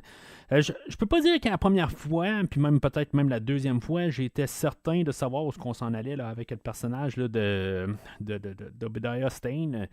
Mais c'est ça, tu sais, dans le fond, on le voit là, vraiment, là, puis là, il est super méchant, hein, quelque part. Lui, dans le fond, on le voit là, arriver là, avec les terroristes, que lui, il arrive, puis il va, ben, on va voir qu'ils vont essayer d'en faire une entente avec, que eux autres, pendant ce temps-là, ben, ils avaient retrouvé là, la première armure, là, la Mark I, dans le fond, que Obadiah va ramasser. On a le personnage de Raza là, que j'ai parlé tantôt. Ben lui, on va penser que peut-être que lui, ils vont avoir une entente pour qu'il fasse d'autres armures, puis qu'ils envoient dans le fond là, à Raza et sa gang. Mais tu sais, à quelque part, il me semble que c'est pas tout à fait la meilleure décision d'affaire parce que quand Obadiah va partir de là, il va exécuter, dans le fond, il y a du monde avec lui, puis ils vont, il y a une genre d'arme super, qui va les paralyser, dans le fond, puis que, dans le fond, toute l'équipe, tous les terroristes, ben, ils vont les descendre, mais, il fait affaire avec eux autres depuis un bout. Pourquoi est-ce que justement, il va pouvoir vendre des armures puis pouvoir les vendre aux terroristes directement? Puis, faire de l'argent quelque part, mais c'est ça. Quelque part, il y a quelque chose qui ne marche pas là-dedans parce que là, il va retourner après avoir tué tous les terroristes. Il ne tuera pas Raza, par contre. Il va juste bon, en tout cas, je n'ai pas remarqué s'il l'a tué là, en bout de ligne. Ce personnage-là va disparaître tout court. Mais c'est ça, à quelque part, Obadiah, il revient aux États-Unis, puis après ça, ben, il va commencer à créer là, sa version là, d'Iron Man, mais un peu plus gros, puis dans le fond, ça va être le Ironmonger. Personnage là, qui est apparu là, un peu pas loin de 20 ans là, après la création d'Iron Man, qu'on a vu là, en octobre 82. C'était pas un personnage, là, le premier, le Nemesis, mettons, là, de Iron Man. Là, ça, c'est le mandarin, dans le fond, là, qu'on va voir un peu plus tard. Mais c'est ça. Fait que pendant ce temps-là, ben, on a lui, dans le fond, pour faire un peu la technologie, il va devoir ramasser là, le réacteur à Tony Stark. Tony Stark, c'est ça, son réacteur qu'il avait ou son cœur, ben, il a été substitué par un nouveau cœur, dans le fond. Puis en bout de ligne, ben, c'est ça, il va aller le chercher. Puis finalement, ben, on a la scène inévitable là, que est-ce qu'il va mourir, il va pas mourir. Puis tout ça. Mais, tu sais, je sais pas quoi penser, parce que même, tu sais, quand Gwyneth Paltrow au Pepper Potts, elle va comme changer son cœur un peu plus tôt, il est comme en arrêt cardiaque, mais tu sais, quelque part, ça ne fait à peu près rien. C'est comme, on dirait qu'on veut pas mettre Robert Downey Jr. dans les bas-fonds, que peut-être qu'il va mourir ou pas. Je ressens jamais le moment où il est sur le point de mourir. Des fois, c'est peut-être cliché aussi. Tu sais, c'est ça un peu. Des fois, c'est un peu de passer la ligne un peu, de toujours savoir est-ce qu'il doit, à chaque situation, est-ce qu'il doit toujours être sur le point de mourir, puis que finalement, il n'y a pas de problème. Tu sais, je me suis mis à repenser un peu, mettons, Casino Royale 2 ans avant, là, en 2006, où ce que, justement, James Bond se fait empoisonner. Il est à à 2 cheveux de mourir, mais que finalement, ben, il va se relever puis il pourra retourner au casino comme si de rien n'était. C'est peut-être efficace, mais c'est ça. Est-ce que ça serait tout le temps comme un peu cliché, quelque part là, je veux dire, il n'y a plus de cœur, puis dans le fond, il faut qu'il ait trouvé quelque chose là, pour ben, dans le fond, pour empêcher là, empêcher qu'il meure, puis c'est ça. Je veux dire, est-ce que ça a du sens tout le temps? C'est sûr qu'on voit qu'il se sent pas bien, là, mais est-ce qu'il devait arriver puis que ça soit Pepper Potts qui vienne le sauver à la toute fin, quelque chose de même, là, ben, c'est ça aurait été peut-être cliché. Finalement, c'est le bras de Jarvis là, qui vient, là, qui ramasse là, le cœur. Puis, j'aime quand même un peu l'idée, là, ben, ça a été placé subtilement, mais ça a été parce que une fois là, qui change le cœur pour mettre quelque chose de plus performant, ben, il arrive puis il dit détruis le cœur, on n'aura plus besoin, je ne suis pas nostalgique du tout dessus. Là, puis finalement, Pepper Potts, elle décide qu'elle en crée un genre de petite statue, puis dans le fond pour dire que la preuve que Tony Stark a un cœur. J'ai aimé un peu l'idée, puis c'était vraiment subtil, puis que finalement pour nous rapporter ça, là, que finalement, ben, il en a besoin à la toute fin. Sauf que le réacteur, ben, c'est ça, il n'est pas aussi performant que le nouveau cœur qu'il a construit. Puis qu'avec la nouvelle armure, dans le fond, elle a de la misère à suivre, dans le fond, à performer autant que qu'est-ce que le cœur que finalement Obadiah va se servir. Pendant ce temps-là, ben, Pepper Potts, pourquoi elle ne peut pas le sauver? C'est parce qu'elle elle avait été demandée là, par Tony d'aller investiguer dans l'ordinateur de Stain, voir qu'est-ce que lui mijotait. Ils vont parler là, d'un secteur 16 où ce que lui, dans le fond, c'est ça, on va voir les plans là, pour Ironmonger, puis que dans le fond, il est en train de créer une armure de son côté. Puis là, ben, il va se ramasser, Pepper elle va se ramasser là avec les agents de S.H.I.E.L.D. Puis finalement, ben, ils vont se faire attaquer là, par le Ironmonger. Puis ça me fait penser un peu à la fin de Robocop 2, toute cette partie-là. Puis il y a des affaires que, pourquoi je pense ça? C'est pas juste parce qu'il y a techniquement un petit robot qui se bat contre un plus gros robot dans une ville. Il y a vraiment un moment où même Iron Man va faire va fouiller comme dans le cou arrière de d'Ironmonger, qui est pareil comme dans Robocop 2. En tout cas, je trouvais que juste qu'il y a beaucoup d'affaires qui ont l'air d'être tirées de là. Il voulait faire que, dans le fond, le combat se terminait où que Iron Man là, allait prendre une Audi R7, puis elle allait couper en deux, puis finalement, elle allait rentrer là, dans Stain, puis je sais pas exactement trop quoi qu'il allait faire exactement, là, mais ça a l'air que cette voiture-là est un peu trop performante, puis il n'était pas capable de la faire chavirer, là, puis finalement, ben, on a dû réécrire là, au dernier moment là, toute la finale. Parce que je trouve honnêtement, là, la finale, elle tombe assez à plat. Je trouve que, tu sais, il y a Pepper Potts qui est là à côté là, du réacteur pour lancer l'énergie, tout ça. Puis finalement, ça fait électrocuter Jeff Bridges. Mais je trouve ça un petit peu. Je sais pas, je trouve que ça tombe à plat. Il y a. Tout le long, il n'y a pas de problème. Je veux dire, c'est le combat final, chose qui va être encore plus élaborée. Là, plus les films vont avancer, plus ça va être grandiose. Je trouve que quand même la bataille est correcte pour qu'est-ce qu'elle est. C'est sûr que il y a un bout où on se demande si c'est pas la fin d'Ironmonger quand ils vont s'envoler dans les airs, puis que Iron Man va lui dire t'as-tu pris en compte que la soute elle gèle quand on monte trop haut?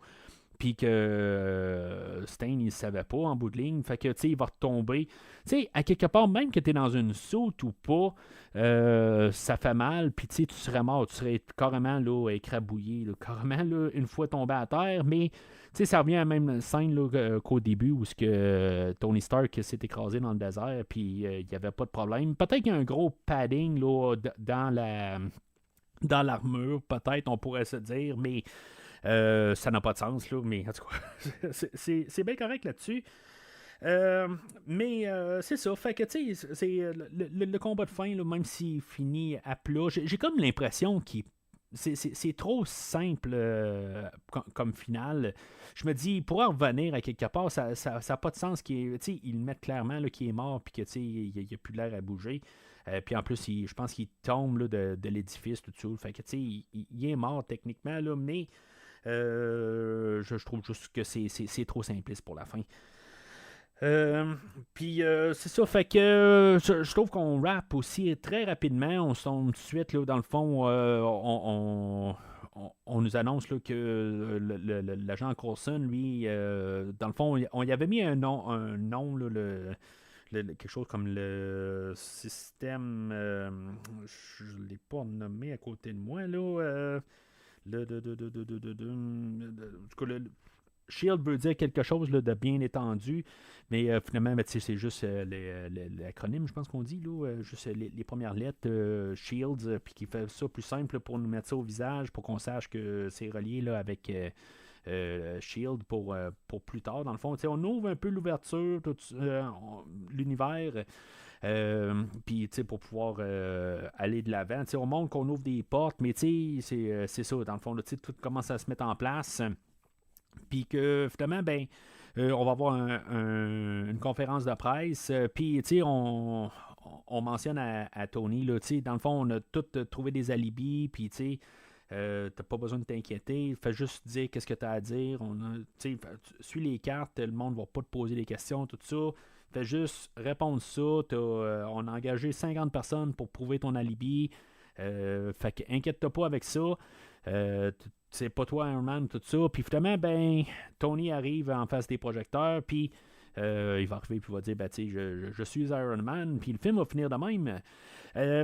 Dans le fond, c'est un choix un peu, je trouve, un peu controversé à l'époque. Je pense de passer dans cette direction-là. Qu'est-ce que ça veut dire? Ça veut dire que les proches de Tony ou de n'importe quel héros, quand tu fais ça, qui sont en danger, c'est peut-être irresponsable.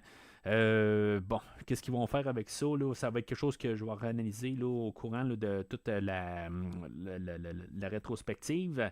C'est sûr que à l'époque, c'était quelque chose qui était comme inconnu comme idée. C'est quelque chose d'intéressant à finir dessus pour peut-être même trancher un peu la différence entre Marvel et de DC, où ce qu'on garde un peu l'identité secrète. En tout cas, je trouve ça bien intéressant comme fin de finir là-dessus. Puis, est-ce que ça devenait un peu cliché aussi? C'est ça le problème, mettons, qu'on arrive en 2008, où ce que, genre, tous les héros, il faut tout le temps t'arrives avec l'identité secrète. Puis là, ben, on décide qu'on ouvre la boîte, puis on se dit, ben, il n'y a pas d'identité secrète. Iron Man, Tony Stark, c'est la même personne, puis pour tout le monde, que même nous autres sont au même pied que nous autres, on sait tout ça. Là. On sait que c'est la même personne. Fait que choix controversé, mais je trouve ça très bien là, aujourd'hui. Aujourd'hui, dans le temps, ça m'avait frappé, mais c'est ça. Aujourd'hui, je pense que c'était probablement la meilleure décision à faire. On a une scène post-générique, je pense que ça va arriver souvent, ça. Je pense qu'il n'y a pas un film là, qui échappe. Où est-ce qu'on va avoir l'introduction là, du personnage de Nick Fury, joué par Samuel L. Jackson, que lui, ben, il va approcher Tony Stark pour faire partie là, d'une équipe qui veut construire à devenir les Avengers. Fait que c'est comme tout est mis en place pour arriver là, à un film ultime. Le Justice League là, de la Marvel. Puis, on finit là-dessus là, après le générique.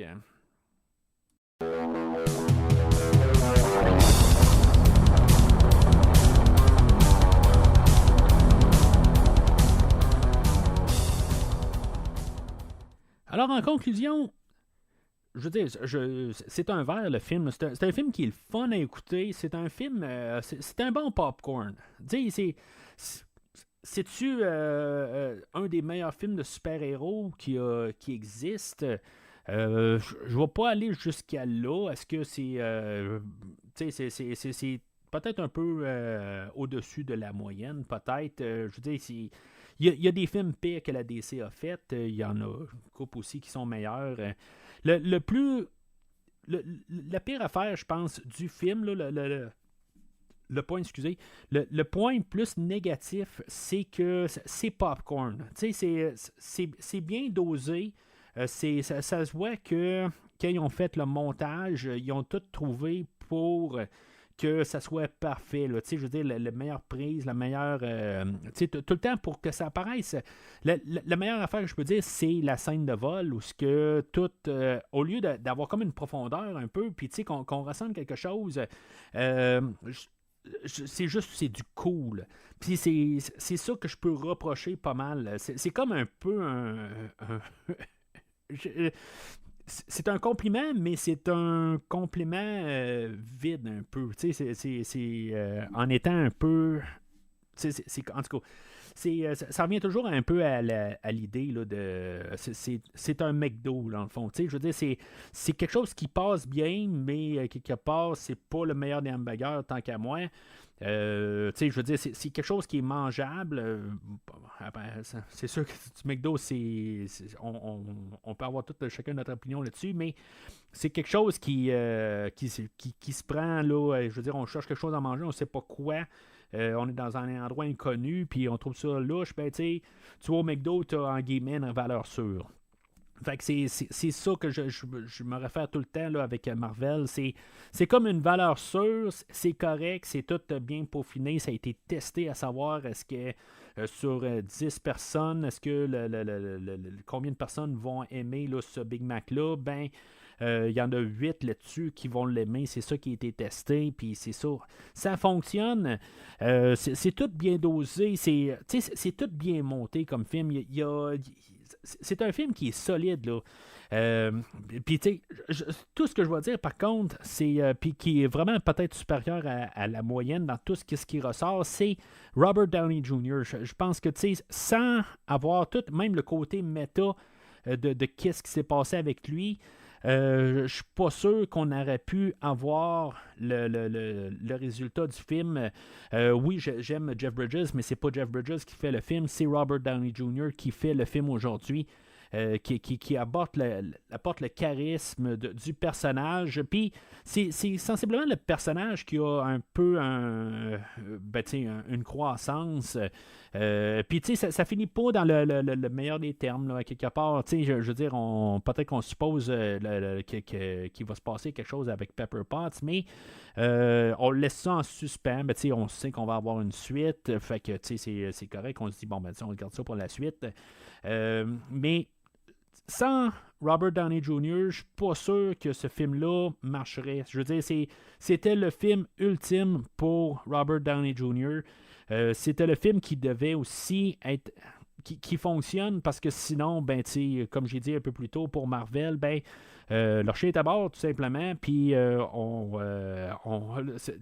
attentat à faire un univers concret puis qui ait le contrôle dessus.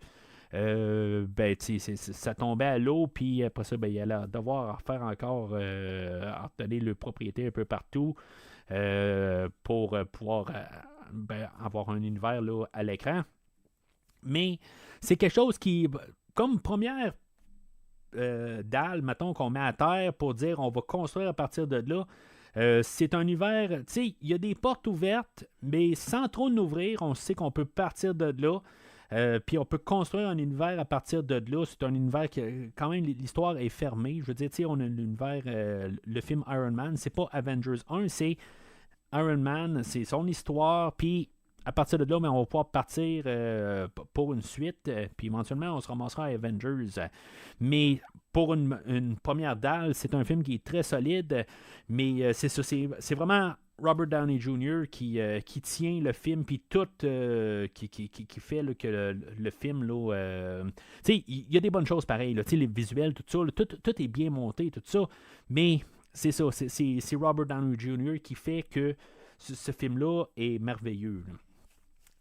Fait que c'est ça pour le film d'Iron Man.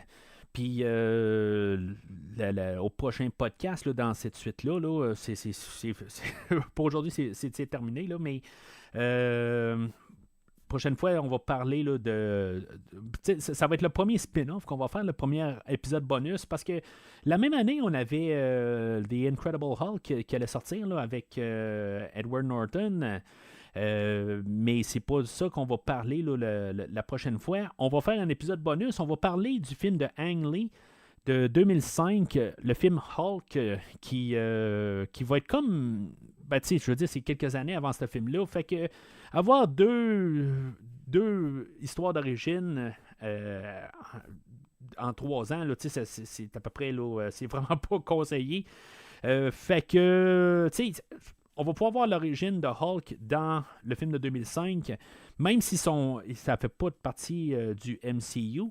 Ben, il y a quand même, l'histoire est là, sans être officiellement l'histoire du MCU, mais l'histoire est là pareil.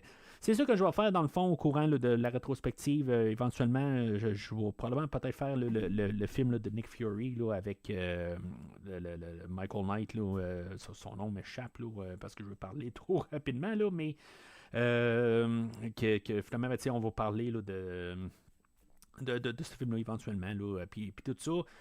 Captain America. En tout cas, je vais essayer de tout suivre ça, étape par étape. Puis c'est ça. Fait qu'on part avec notre premier épisode bonus dérivé de Hulk au prochain podcast qui ne sera pas la semaine prochaine. La semaine prochaine, on va partir quelque chose d'autre aussi.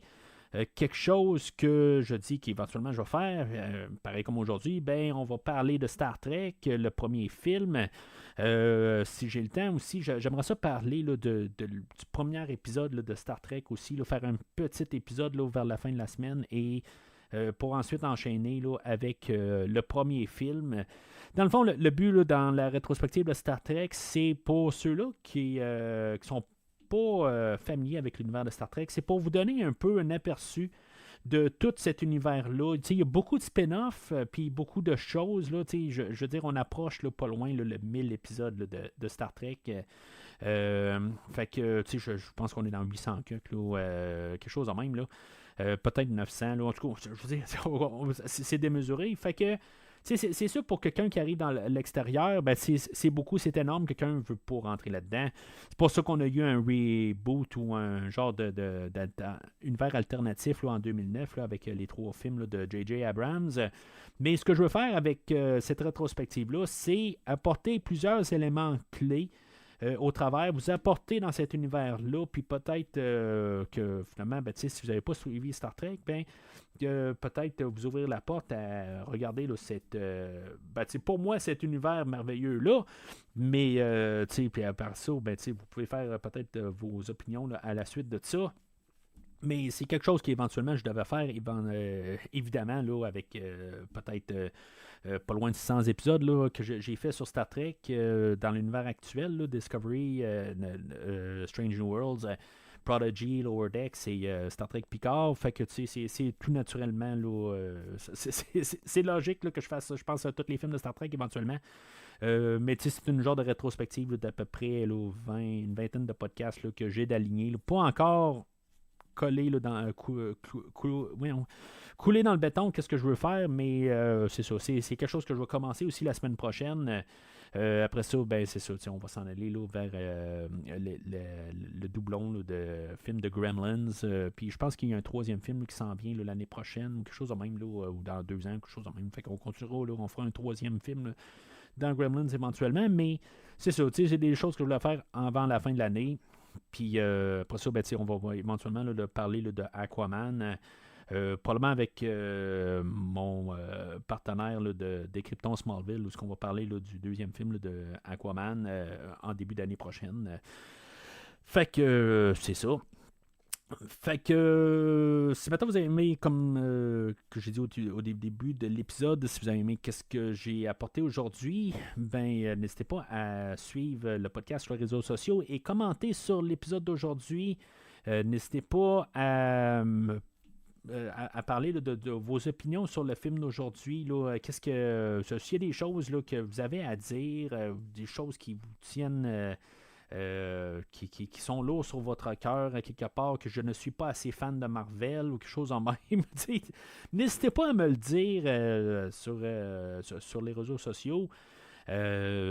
Puis c'est ça, à quelque part. Puis si maintenant vous êtes aussi dans le côté que vous préférez DC pour telle autre raison, tout ça, n'hésitez pas aussi à en parler. Mais en tout cas, je trouve que pour un épisode là, pour commencer, c'était important que je commence avec Iron Man. Puis c'est sûr que j'aurais pu le faire chronologique, commencer là, avec Howard the Duck, puis tout ça, puis faire ça en ordre, puis peut-être même faire des films des films télé là, avec Hulk et tout ça. Là, j'aurais pu faire ça au début, mais c'est juste que ça aurait été énorme. Là. Honnêtement, là, je pense que le podcast va être fini le temps que je pourrais finir ça à quelque part. Là, ça va me prendre 10 ans à passer au travers, là, puis ça va être trop immense. Puis je trouve que juste partir avec l'idée MCU, puis recoller les morceaux à partir de là, je pense que c'est plus intéressant pour faire des suites directes. Pour voir qu'est-ce qu'on a gardé et tout ça, puis ça va être quand même intéressant là, en voyant ça dans cette perspective-là. Mais bon, s'il y a des films aussi que vous voulez vraiment que je couvre dans Marvel, c'est le temps aussi de le dire aussi, là, d'envoyer-moi des messages, de dire hey, ça serait le fun de faire tel film au travers de ça. C'est sûr que il y a des films que pour l'instant on a les personnages qui apparaissent pas. Je sais pas comment je vais embarquer vraiment Howard the Duck. Je sais qu'il apparaît là, dans une scène pas générique. Là, je pense que c'est dans Avengers ou Gardien de la Galaxie. Là. Je pense que c'est ça aussi. Peut-être que je vais le faire avant ce film-là. Je sais pas comment. Mais je vais essayer de trouver une manière tout le temps là, d'un lien, là, d'embarquer là, les personnages. Puis au moins embarquer là, les personnages principaux dans tout ça. Je ne sais pas si Punisher, on va vraiment l'embarquer là, dans l'univers, mais c'est quelque chose que j'aimerais ça embarquer aussi. Là, mais il y a encore une couple d'années là, avant qu'on décide d'embarquer. Il y a Daredevil aussi, puis Electra, tout ça. En tout cas, on verra bien. Mais je suis content là, de l'épisode d'aujourd'hui. Puis c'est ça, on va reparler là, plus tard là, en début d'année prochaine là, pour continuer là, avec Iron Man 2 et les 2 films de Hulk. Alors, c'est tout pour aujourd'hui. N'hésitez pas à suivre sur les réseaux sociaux. Faites un tour sur premiervisionnement.com ou sinon suivez sur les feeds directs sur Spotify ou sur n'importe quelle application de balado-diffusion. Mais sinon, d'ici le prochain épisode, Avengers, rassemblez-vous! Everybody wants a happy ending, right? But it doesn't always roll that way. Merci d'avoir écouté cet épisode de Premier Visionnement. J'espère que vous vous êtes bien amusés. I can do this all day. Yeah, I know. Je vous donne rendez-vous la semaine prochaine pour la couverture d'un autre film. We can't protect the Earth. You can be damn well sure we'll avenge it. Si vous voulez entre-temps regarder le catalogue complet du podcast et télécharger des épisodes passés, rendez-vous sur premiervisionnement.com. I'm nothing without this suit. If you're nothing without this suit, then you shouldn't have it, okay? Vous pouvez aussi suivre le podcast sur plusieurs plateformes, dont Apple Podcast, Spotify, Podbean, Google Podcast, Amazon Music et YouTube. N'hésitez pas à donner une critique de 5 étoiles sur la plateforme de votre choix. I have an army. We have a cult. Vous pouvez également suivre Premier Visionnement sur Facebook et Twitter pour rester informé de nouveaux épisodes. I recognize the council has made a decision, but given that it's a stupid-ass decision, I've elected to ignore it. Premier Visionnement a besoin de votre aide pour grandir. Vous pouvez partager le podcast avec vos amis qui s'intéressent au cinéma de tout genre. Truth is, I am Iron Man. Le podcast a également besoin de votre support monétaire pour continuer. Avec un don de 10$ pour un ou 25$ pour 3 films non franchisés disponibles sur Netflix ou n'importe quel support nécessitant pas un achat, le podcast s'engage à couvrir votre choix dans les 3 mois pour vous remercier de votre don. Sit down. Final warning. En espérant vous voir au prochain épisode. There was an idea called the Avengers. The idea was to bring together a group of remarkable people, see if they could become something more. See if they could work together when we needed them to fight the battles that we never could.